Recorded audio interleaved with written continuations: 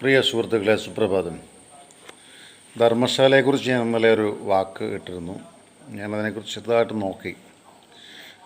ദക്ഷിണ കർണാടകയിലെ ബെൽത്തങ്ങാടി എന്ന് പറയുന്ന സ്ഥലത്താണിത്.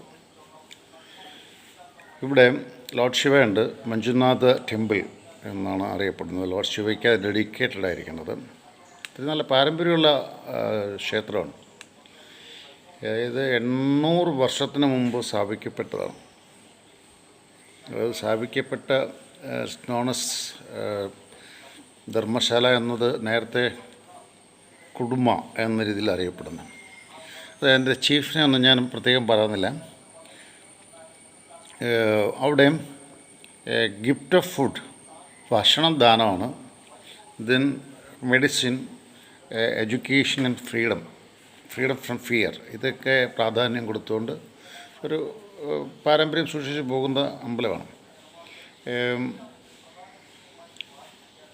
ലോർഡ്സ് മഞ്ജുനാഥ, അത് ആ മഞ്ജുനാഥ എന്ന് പറയപ്പെടുന്ന, അത് ഞാനിത് രണ്ടും തിരക്കിയിട്ട് കിട്ടുന്നില്ലെങ്കിലും മഞ്ജുനാഥ എന്ന ആ ടെമ്പിൾ അങ്ങനെ അറിയപ്പെടുന്നു. മഞ്ജുനാഥ ടെമ്പിൾ, ശ്രീ മഞ്ജുനാഥ ടെമ്പിൾ ഏതാ ലോഡ. പിന്നെ അവിടെ കുറച്ച് റൂൾസൊക്കെ ഉണ്ട്. പുരുഷന്മാർ കയറണമെങ്കിൽ മുണ്ടെടുത്തുകൊണ്ടേ കയറാക്കത്തുള്ളൂ.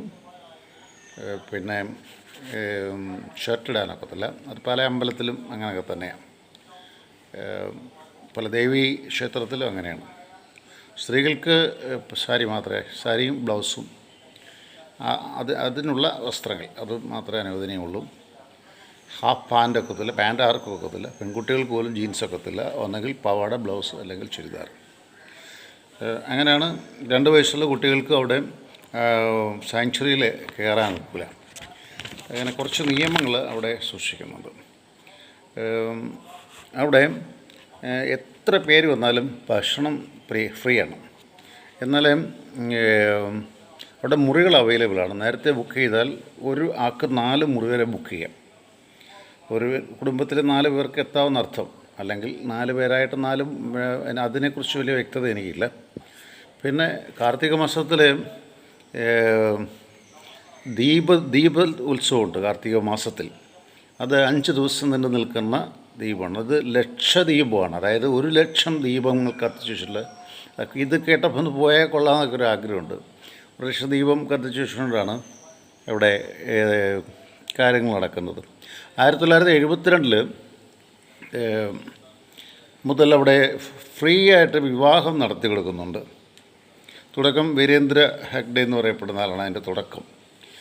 2013 16,698 പേർക്ക് ഫ്രീ ആയിട്ട് വിവാഹം നടത്തി കൊടുത്തു. അന്നത്തെ അവരുടെ ഭക്ഷണവും ഫ്രീ ആണ്. ബന്ധുക്കൾ വരുന്ന അവരുടെ ഫ്രീ ആണ്. അവരുടെ കല്യാണ ചെലവിൻ്റെ കാര്യം പറയുന്നില്ലെങ്കിൽ കൂടിയും അവരുടെ കല്യാണം അത്യാവശ്യം നടത്തി കൊടുക്കും. പിന്നെ ഇതിനകത്ത് പറ്റിപ്പോയെന്ന് ചോദിച്ചു കഴിഞ്ഞാൽ കുറച്ചൊക്കെ വായിച്ചപ്പം ധർമ്മശാലയിൽ ഒരു വെളിപ്പെടുത്തൽ നടത്തി. ആ വെളിപ്പെടുത്തൽ നടത്തിയത് അവിടുത്തെ 2 ഭാഷ്യങ്ങളുണ്ട്. ഒന്ന് ഒരു ദളിത് സമുദായത്തിൽപ്പെട്ട ഒരാളാണെന്നും അതോടൊപ്പം തന്നെ മറ്റൊരു സംഭവം എഴുതിയേക്കുന്നത് അവിടുത്തെ ഒരു കെയർ ടേക്കർ, അവിടുത്തെ കാര്യങ്ങളൊക്കെ നോക്കി നടത്തുന്ന ഒരാൾ പറഞ്ഞു. അയാൾ പറഞ്ഞേക്കുന്ന ഇതാണ്: സ്ത്രീകളെയും കുട്ടികളെയും പറ്റി പറഞ്ഞ വാക്കാണത്. Victims of rape and murder. അതായത് റേപ്പിനും മർഡറിനും വിധേയരായ കുട്ടികളെയും സ്ത്രീകളെയും, പുരുഷന്മാരെ നീക്കാറിനൂടെ. ഇത് 1996 മുതൽ 1914 വരെ ഒന്നുകിൽ അദ്ദേഹം ദഹിപ്പിച്ചിട്ടുണ്ട്, അദ്ദേഹം തന്നെ പറയുന്നതാണ്.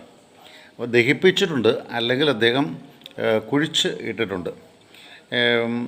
ഇതിനിടയ്ക്ക് പറഞ്ഞിട്ട് നല്ലൊരു മ്യൂസിയം ഉണ്ട് അവിടെ, അതും സന്ദർശിക്കാൻ കൊള്ളാവുന്നതാണ് തോന്നുന്നു. ഇതിനകത്ത് അദ്ദേഹം പറഞ്ഞൊരു വാക്ക് വളരെ ഗഹനമായിട്ട് നമ്മൾ പഠിച്ചു മനസ്സിലാക്കേണ്ടതാണ്. ന്യൂലി മാരീഡ് കപ്പിൾസ്, അതിൽ അവരൊക്കെ അവരുടെ മരണത്തിന് വിധേയമാക്കപ്പെടുന്നത് സ്കൂൾ യൂണിഫോമിലുള്ള കുട്ടികളെ എന്ത് അടക്കിയിട്ടുണ്ട്. ആൻഡ് അത് ചിലപ്പം ആസിഡ് ഒഴിച്ചായിരിക്കും ചിലപ്പം അത് അറ്റാക്ക് ചെയ്യുന്നത്. അതല്ലെങ്കിൽ മുറിവുകളുണ്ടാക്കും. അപ്പോൾ ഇങ്ങനെയൊക്കെയാണ് അദ്ദേഹത്തിൻ്റെ വെളിപ്പെടുത്തൽ. അപ്പോൾ ഈ വെളിപ്പെടുത്തൽ എന്താണെന്നോ അത് മനസ്സിലാക്കി കാര്യങ്ങളൊക്കെ ചെയ്യട്ടെ. ഇനി ഇതിനകത്ത് ഒരു കാര്യം മാത്രം, കർണാടക മുഖ്യമന്ത്രി ഇത് നിഷ്ക്രിയമായിരിക്കരുത്. കർണാടക മുഖ്യമന്ത്രി ഇതിൻ്റെ സത്യം 100 ആളുകളെന്നൊക്കെ പറയുമ്പോഴേ, അതായത് ലോകമഹായുദ്ധമൊന്നും ഞാൻ പറയുന്നില്ല, അത് ലക്ഷക്കണക്കിന് ആളുകൾ പോയിട്ടുണ്ട്. ജാലിയൻ വാലാബാഗ് കൂട്ടക്കൊല ഞാൻ പറയുന്നില്ല. പക്ഷേ ഇത്രയും കൾച്ചേർഡായിട്ടിരിക്കുന്ന ധർമ്മസ്ഥാനം എന്നാണ് ഇതിൻ്റെ, ധർമ്മശാല എന്നാണ് ഇതിൻ്റെ പേര്. അപ്പോൾ ധർമ്മശാലയിൽ ഇങ്ങനെയുള്ള കാര്യങ്ങൾ നടക്കരുത് എന്ന് ചിന്തിക്കുന്ന ഒരാളാണ് ഞാൻ. അപ്പോൾ ഇതിൻ്റെ അന്വേഷണ ഉദ്യോഗസ്ഥരും അലംഭാവം വിചാരിക്കരുത്. പിന്നെ ഏറ്റവും അവസാനമായിട്ട് അവിടെ നിന്ന് കിട്ടിയ ഒരു തെളിവെന്ന് പറഞ്ഞാൽ, ഏതോ ഒരു കുഴിമാടം തുറന്നപ്പം അവിടെ നിന്ന് ഒരു ഇത് കിട്ടി, ബാങ്കിലെ കാർഡ്, ATM കാർഡ്. അപ്പോൾ ATM കാർഡൊക്കെയാണ് ഈ അടുത്ത കാലത്തൊക്കെ 2 മരിച്ചിട്ടുണ്ടെന്നുള്ളതാണ്. അപ്പോൾ സ്കൂൾ കുട്ടികളും സ്ത്രീകളുമാണ് കൂടുതൽ മരിക്കപ്പെട്ടത് എന്ന് അദ്ദേഹം വെളിപ്പെടുത്തിയിരിക്കുന്നു. എന്തായാലും അന്വേഷണ പരിധിയിൽ ഇന്നലെ BJPയുടെ ഒരു വക്താവ് സംസാരിച്ചായിരുന്നു. അന്വേഷണം നടക്കട്ടെ, ആര് ചെയ്താലും അവരെ നിയമത്തിൻ്റെ മുന്നിൽ കൊണ്ടുവരണം എന്ന രീതിയിലാണ് പറഞ്ഞത്. അപ്പോൾ നിയമത്തിൻ്റെ വഴിയിൽ കൊണ്ടുവരാൻ അവിടുത്തെ അധികാരികളുടെ പ്രത്യേകം ശ്രദ്ധിക്കുക. എന്തായാലും ഇദ്ദേഹത്തിൻ്റെ മൊഴി വളരെ പ്രധാനപ്പെട്ടതാണ്. അദ്ദേഹത്തെ പേടിപ്പിച്ച് സംസാരിക്കരുത്, ആരോടും പറയരുത് എന്ന് പറഞ്ഞാണ് ഈ ഇദ്ദേഹത്തെ കൊണ്ട് ഇതെല്ലാം ചെയ്യിപ്പിച്ചിരിക്കുന്നത്. എൻ്റെ കടപ്പാട് ഇതിനകത്തുള്ളത് കുറച്ചൊക്കെ എൻ്റെ വേറെ വായനയുണ്ട്. പക്ഷേ വിക്കിപീഡിയയിലാണ് ഞാൻ ഈ സാധനം എടുത്തേക്കുന്നത്. ആരെങ്കിലും സംശയം ഉണ്ടെങ്കിൽ ധർമ്മശാല കർണാടക വിക്കിപീഡിയ അടിച്ചു കൊടുത്താൽ മതി. അവിടെ കിട്ടുന്നതിൻ്റെ ഡീറ്റെയിൽസിനെയൊക്കെ കൂടുതൽ അറിയണമെന്നുണ്ടെങ്കിൽ ഡീറ്റെയിൽസ് കിട്ടും. എല്ലാവർക്കും നല്ല ദിവസം.